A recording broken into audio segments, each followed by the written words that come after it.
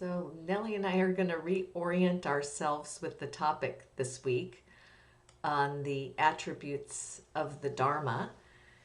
And we've both been away for the week, so we're both coming back into it and want to have a little bit of a chance to refamiliarize ourselves and you with this. I think it's a deep topic.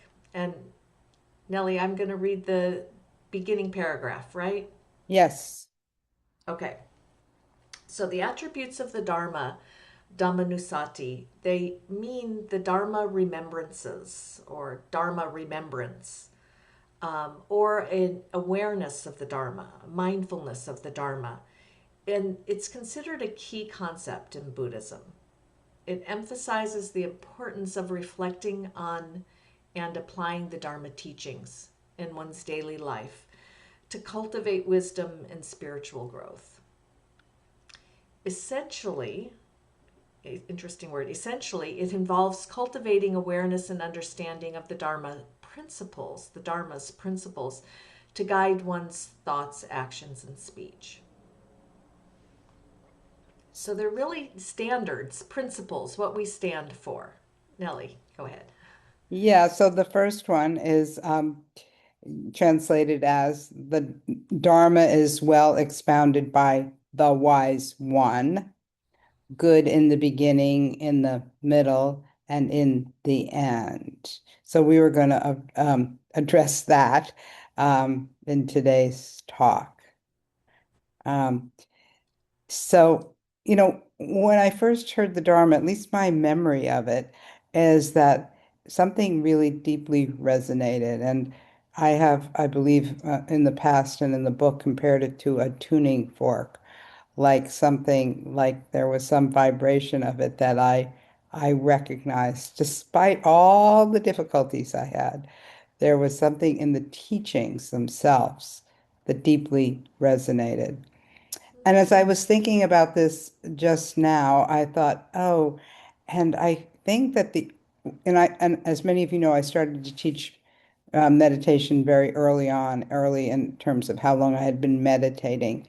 And I think that most of the people that came and to the meditation, as I recall it, memory, of course, is somewhat distorted, came because finally they heard, oh, this is not just me. I'm not all messed up because I experienced pain in my life.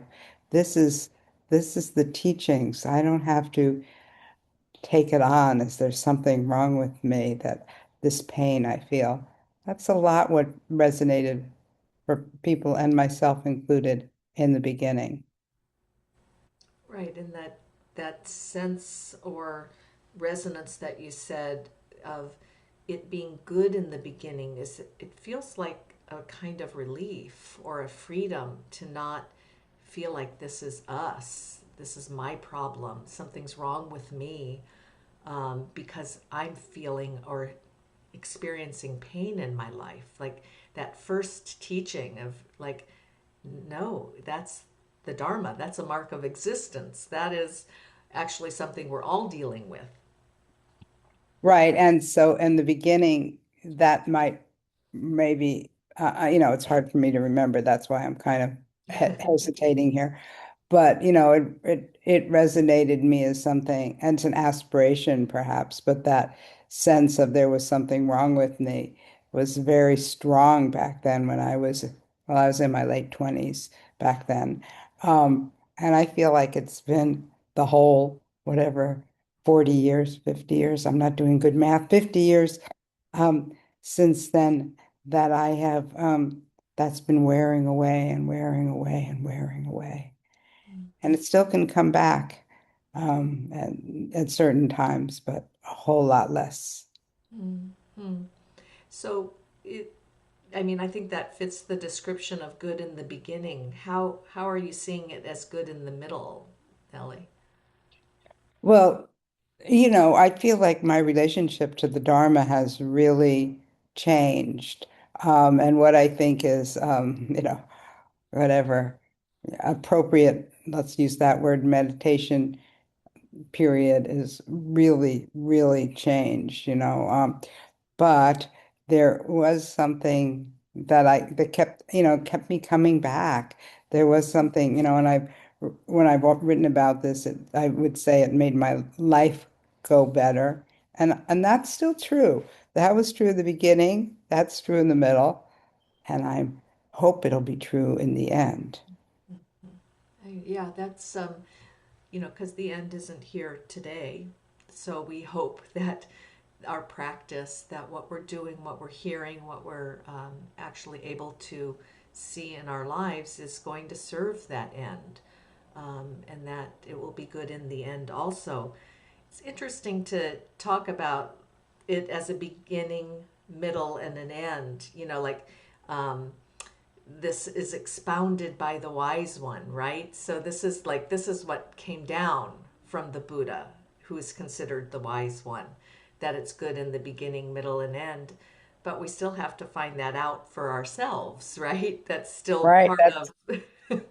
that's another one of the attributes, right? Yeah, Well, of yeah. course, they're inseparable. They overlap and connect to one another in many ways. Hmm. Um, right, right. What do you think about the wise one? Well, I'm thinking about it actually, just as you said it. I was thinking about it before. Now I'm thinking about it again. Isn't the path about us becoming more and more of the wise one? Isn't that the path, or one description of the path, that we become wiser as we keep um, sticking with the Dharma?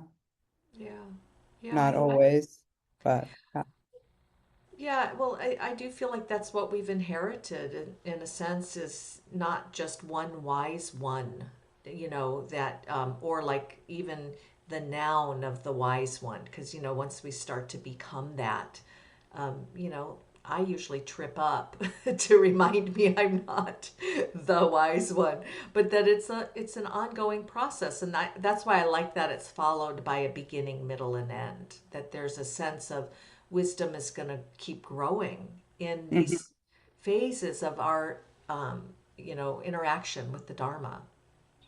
And quote, in the beginning, when I first started to practice, was on meditation retreats, and we'd always take refuge at the beginning of the retreat, that ritualistic taking refuge. And it was always described to me that taking refuge in the Buddha was taking refuge in my own capacity to become wiser and more compassionate. So there it is. Not the wise one. I don't want to, that language trips me up too. But to become wiser Mm-hmm. doesn't trip me up. Right, right. Mm. But that can be a setup because, if you follow the story kind of in a more literal way, the Buddha had the night of awakening and then he was the wise one. I don't think that's going to play out that way for any of us. Well, yeah, in the sense of, we're kind of putting something into a process that is going to have a beginning, middle, and an end. And I think this is pointing at how things are impermanent. I Hmm. remember the teachings that were important to me when I first came in. Some of them still are, like this one, which I learned early on. And other teachings I don't touch on as much. They're not so in my middle here. Other teachings have come in and replaced them. And I think that kind of direction of what conditions are available to us. I would even look at a teaching as a condition, something that I'm using that's really up for me. I'm Yeah. rambling, Nelly. Come on in. it's, Well, I'm not sure how to it's, come back in that maybe as an ending, we're doing this a little more impromptu than we sometimes do this. Um, so hopefully the Dharma is being good for you, or maybe it's more than hopefully. I can't imagine. And I look around at you and I know you all from seeing you day after day, week after week, and I trust that the Dharma is good for you here in this middle that we're in together. right. And one of the teachings is that good for you doesn't always feel good. So if you are at a dukkha door, Ah, that also is the Dharma, and that hopefully there's some relief in that, knowing that for you. yeah. So I think it might be my turn to ring bells. That's